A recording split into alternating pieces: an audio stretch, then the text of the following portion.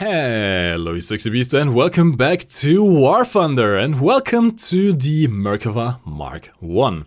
You might be wondering, why am I covering this thing again, given that I have done a review not too long ago. You can actually find a review in the info card on the top right corner or in the link in the description if you want to see that. In fact, this video is not going to be a review on the Merk Mk.1, no. It is going to be a bit of a gameplay because I am actually kind of hyped. We are getting a sequel to this tank, Merkava Mk.2 Electric Boogaloo, coming to War Thunder in the next update as part of Operation F.R.O.S.T. Yes, we're going to get another Merkava that is barely different from this one as yet another event tank. But thankfully the next one isn't going to be quite as hard to get as this one. The Merkava Mk.1 has soured a lot of people by the way it had to be achieved. It was a very grindy event, and it was pretty much impossible to get all the stuff that you wanted from that event, so you had to kind of pick and choose what you actually wanted. And I'm not sure many people really went for the Merkava Mk.1, given that it is kind of an underwhelming tank in War Thunder right now. The Merkava Mk.2, thankfully, is going to be slightly better in some regards. I'm going to be sharing the differences in a second, and it's going to be much easier to get. Hopefully. Napamrata has already made a video covering how the event works, so if you want to check that out, check the link in the description down below. I'll link to his video. But TLDR, it is going to be easier to get. And it's going to be a slightly better tank, maybe. See, the Merkava Mk.1 is an 8.7 American GIFs tank, which isn't even a premium. When you got this thing, you still had to grind through it. Now it has a 105mm L7 derivative, it has very sloped armor, although quite thin, it has an engine in the front, it has all the crew in the back, it is a very funky looking turret, and overall this tank was designed with one thing in mind: crew survivability. And it does it actually pretty well against what it was designed to face. See, here's the thing. With all this space in the front, because the crew doesn't really start until the turret, right? So you got all this space in the front where the engine is, you got the driver on the left side, you got internal armor plates, you got all the crew huddled in this turret right down below, actually pretty deep in the hull. This tank is very good at deflecting APHE, HeatFS, HE, stuff like that, conventional rounds. Well, HeatFS isn't really conventional, but you get the point. Anything that is not APF-SDS. APF-SDS will cut through this thing like butter. And given that this thing is at battle rating 8.7 and is on the American tech tree, you are going to be facing APF-SDS a lot. You don't really get 7.7 battle rating down tiers on this thing, because of one tank, the XM1. The XM1 currently is at the battle rating 9.0 and it's one of the most spammed out vehicles in the game, and as such you are going to be always dragged up with it. Honestly, I think out of the probably 30 or 40 matches I've played with this thing in total, I've gotten maybe one down tier, two full down tiers. Everything else is 9.0 battles. And in 9.0 battles you're going to be facing a lot of APF-SDS, so the armor and the survivability is pretty much negligible. And the gun handling stats don't really make up for that. They really don't. It's kind of a slow handling gun, and it's a slow tank in general. It's only got a 15 horsepower per ton power to weight ratio. Now, this will actually get better with the next update. In the next patch, the XM1 is getting up tier to 9.3, and this might actually just mean that the Merkava Mk.1 will get less up tiers. Where does the Merkava Mk.2b come in this? Well, it is essentially the scapegoat. The Merkava Mk.2b will be what this thing is right now. It is going to be yet another event vehicle, it is going to be yet again on the American tech tree, and it's going to be at battle rating 9.0, at least for the moment. And I believe it is going to be releasing a 9.0 because it has some slight upgrades over this thing. Mainly, the gun is the same. The gun between the Mk.1 and the Mk.2b are exactly the same, the ammo choices seem to be exactly the same, although maybe the Mk.2b will get some 80 gems. I can't confirm that, I haven't seen anything of that in the files just yet, so there might be something that they add in at a later date or until release, but on the dev server itself there was no indication of barrel fired 80 gems for this gun. The hull remains pretty much the same. You do get some different side skirts. I might have some footage that I uploaded on the Reddit, so you can compare that. You also get some additional armor plating on the turret, which might be useful. I don't think it really is going to be, because you don't get any additional armor plating on the hull, which is where most shells go in through. You get some additional smoke grenade launchers on the front of the turrets, in addition apparently to the 30 smoke grenades that this thing already gets, so it is going to be a smoke shell galore. And you get some additional horsepower for your engine, although you also have additional weight. So the horsepower per ton powered rate ratio is only 0.3 higher, from 15 on this thing to 15.3 on the Mark IIb. You do however get extra gearing, 1 extra reverse gear, allowing you to go whole 2 km/h faster in reverse, from 8 to 10 km/h. Woo! Speedy! And additional forward gear, which might give you a high top speed, although with the powered rate ratio of this thing, I wouldn't really count on going any faster other than going downhill, really. Oh, and the main thing, the Mark IIb gets thermals, which this thing does not. Although they are pretty low res thermals at the moment, only 500 by 300 pixels, so not great. You can only really use them at close range or to spot some targets, but for shooting itself you should probably switch over to your regular non-thermal sights. But enough chattering, let's see how this thing currently performs still in the game. We're going to be playing some raw games. If I do well, great. If I do terribly, which I probably am going to do, well, there you go, at least you get an idea of what the Mk.1 is right now. And we'll see after the patch if it gets any better. If it does indeed get down tiers, which I really hope it does. One thing I can guarantee right now, we are not going to get a single down tier in this entire video. So, oh god. Let's prepare for fun. Oh god, it's going to be like A1, L44s all over, isn't it? And once again an up tier, ironically on pretty much the same map. I'm not really sure where to go on this. I think I might attempt going for the B flag here, although we don't really have the mobility for it, but we might as well try. And it hopefully will result in us not getting immediately sniped. So let's try that. Of course we don't really have the mobility in this thing, so this might take a while. Now update 9... like, here's the thing, I don't even know what the next update is.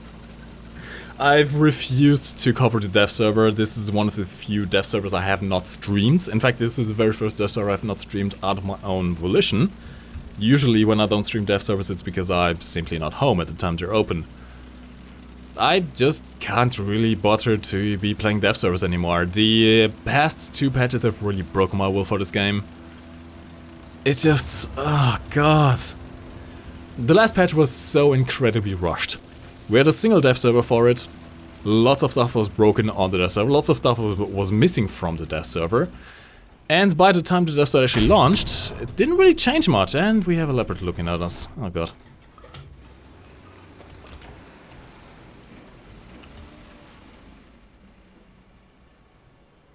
We do have a laser rangefinder swing, which is good. Though we don't really have to zoom.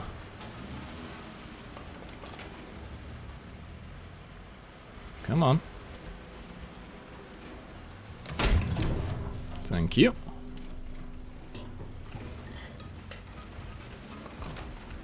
That's not going to save you, lad. That is not going to save you. Okay. Oh, come on! That was ours! God damn it! The one time we can actually get a look at an enemy and we got a kill stolen. And he got destroyed by a BMP. Okay, BMP is actually not too hard to face. I mean, we have the spaced armor. The Yeti gem shouldn't really be doing too much against us. The problem, of course, is finding him. I didn't really pay attention to where he was. Maybe around C? Oh. I couldn't quite get the range finding in. I'm hearing HGM noises. Yeah, just actually where this tank performs pretty well, not gonna lie. Of course you have the disadvantage of not having thermals to actually spot your enemies in the first place, but The laser rangefinder does make this thing a pretty good long-range sniper.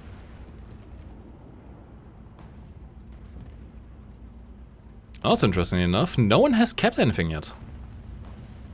Which is interesting. Okay, I don't have any dunes anymore in front of us, so there's not really a point in trying to cross. Although, ooh, this guy's ballsy, okay. We're gonna try and cover him as best as we can. Come on. This guy's rushing for the cap.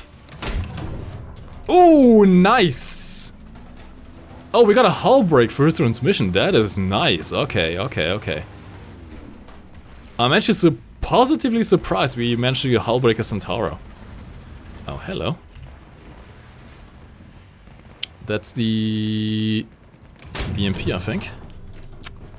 Okay, he's 1,500 meters away. We might actually load the heat for this, maybe. I don't know.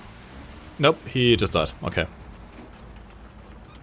This might just be the cue for us to try and capture the C flag. Now, this is going to be very risky. I don't expect to survive this, but if we can, before they respawn, that's going to be great. Let's keep an eye on the horizon. But you're going to be using our smoke shells, might as well.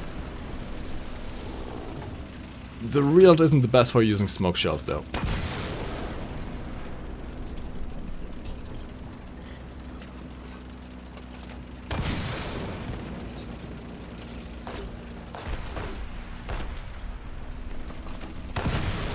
Random smoke shells. Can we actually get into the cap before the X are made of 3 caps? That is the question.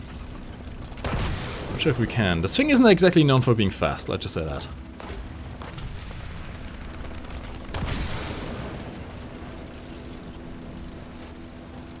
I don't think we are going to, no.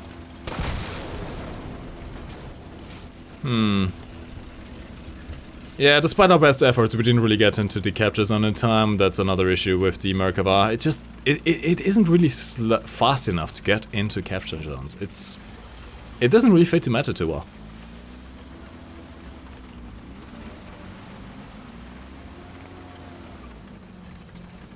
But one thing this thing is very good at is actually defending caps. If you can get them to come to us, as long as we can get them to come to us, we shouldn't have too many issues, to be honest.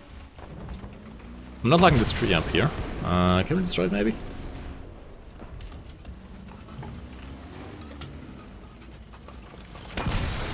I might have missed it completely, but we're just going to run it over. This might be a decent position, but I'm kind of afraid of having guys come up from that ridge over there, so we're actually going to be rangefind that in advance. 1.5 kilometers, okay. Destroy this tree. Make sure we don't get shot on the side. There's apparently something over there. Okay, maybe the smoke screen might have just stolen us the kill here. I should not have deployed that soon. That's fine though. Honestly, my only objective in this game is surviving.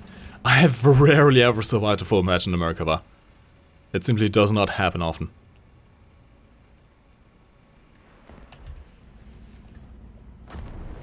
Ooh, we actually have a squad mate in the Merkava as well. That's nice. You don't see too many of them around anymore. Is that a...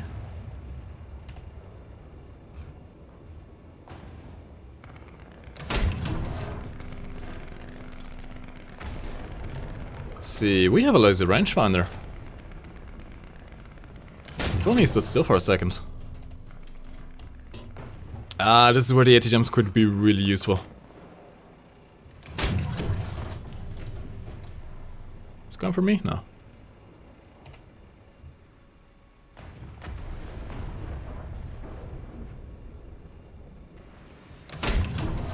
Ooh, close one.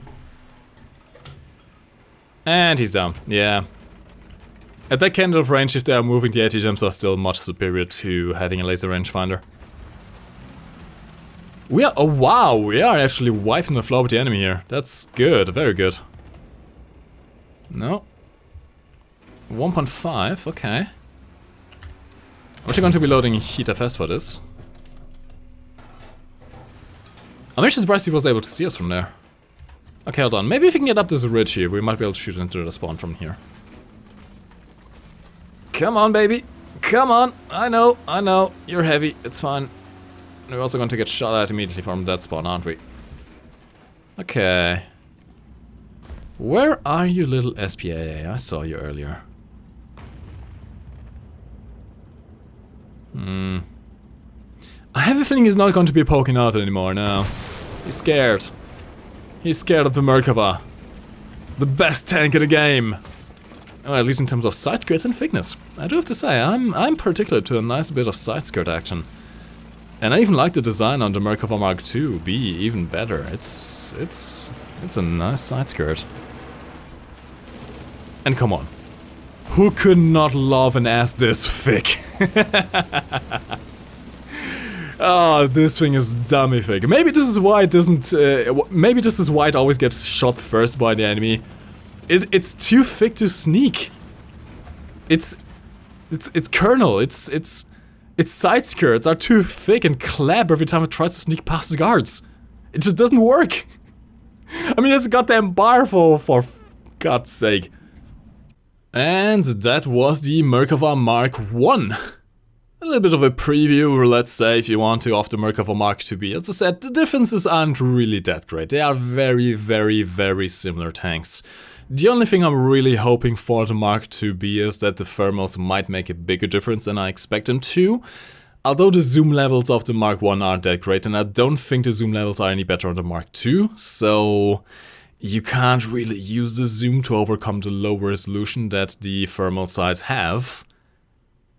But in the right hands, it is still a decent tank. And if nothing else, the next update will at least mean less up-tiers for the Mk.1, since the XM1 is going up to 9.3. That's what I'm really looking forward to the most.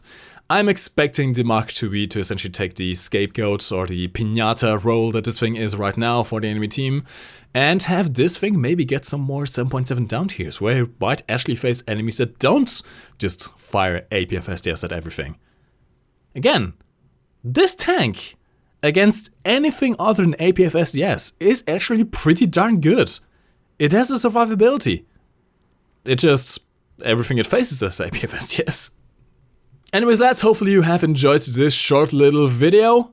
As I've mentioned, I've been working on War Thunder mods, so that's likely going to be the next video and the start of a new series. I've been trying to figure out a way to make it really, really exciting. Spoilers, it's going to involve a pretty neat light show. If you have enjoyed this video and you want to help out the channel, let me know by clicking that like button. If you have not, do dislike the video, but tell me what you want me to do better. I'm trying to get back into the rhythm of doing YouTube videos. I've kind of forgotten a lot of things. Oh, also, I've done a bit of thing with the Nvidia game filter, so all the blurriness you saw on the side of the screen and the top is actually for cinematic effect. Hopefully you enjoyed that. If you didn't, let me know and I can remove some of that. I like the effect myself, but it does make it a bit harder to play. Let's just say that. But anyways, lads, have a nice Christmas period. My name is MikeGoesBoom, and thank you for watching. You can lift your head up to the sky, take a deeper breath and give it time. You can walk the path among the lines with your shattered frame of mind.